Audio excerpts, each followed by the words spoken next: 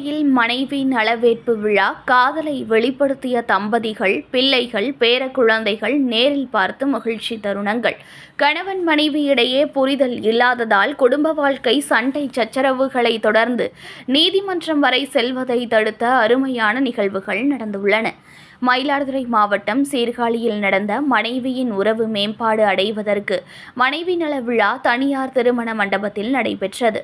இதில் கணவன் மனைவி உறவுகள் மேம்பாடு அடைவதற்கு, குடும்பங்களில் இன்னல்கள் தீர்வதற்கும் வழிவகுக்கும் வகையில் இந்நிகழ்வில் சிறப்பாக தம்பதிகள் ஒருவரை ஒருவர் புரிந்து கொண்டு குடும்பத்தை நல்வழியில் கொண்டு செல்லும் மனைவிக்கு கணவன்மார்கள் மாலை போட்டுவிட்டும், அதேபோல மனைவிமார்கள் கணவனுக்கும் மாலை போட்டும் உறவுகள் ஒற்றுமையாக வாழ்க்கை எளிதாக கடந்து செல்ல அன்பை பரிமாறிக்கொண்டனர்.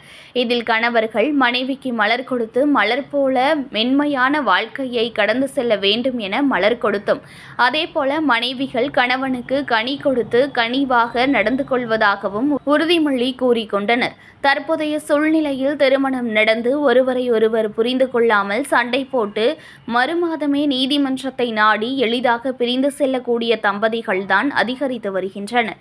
இதனை மாற்றும் விதமாக இவ்விழா நடைபெற்றது.